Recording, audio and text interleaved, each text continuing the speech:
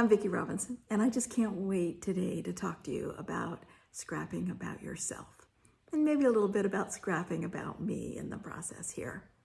You know, I've been a digital scrapbook designer for more than 10 years now, and like most of you, I find it really hard to find time to scrap all the pages that I want to scrap.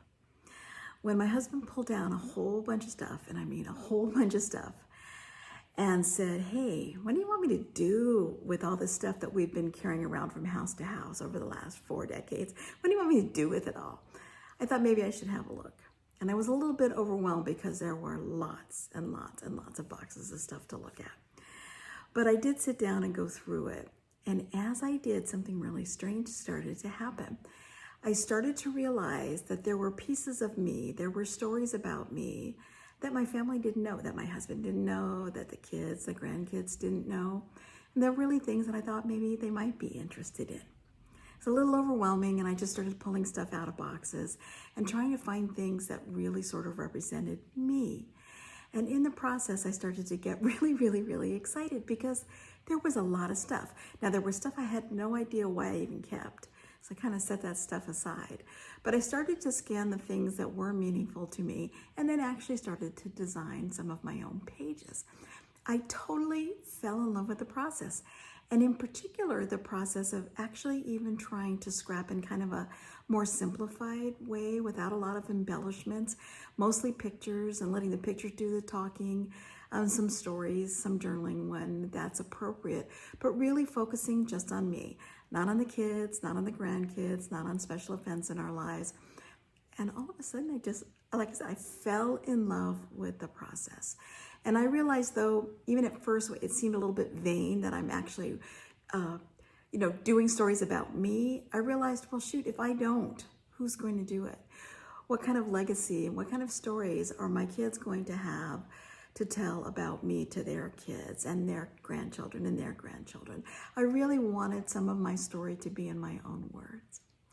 So the pages that I did actually resulted in me designing some templates and some other, complementary basic elements, supplies that go along with the idea of sort of a simpler way of scrapping to get my stories down on paper sooner rather than later and in my own words. I can't wait to show you what I've done, and I'm hoping that my enthusiasm and excitement about finally scrapping my story will rub off onto you, and you're going to want to scrap your story too. I really hope you'll join me on this adventure. Let's take a look, okay?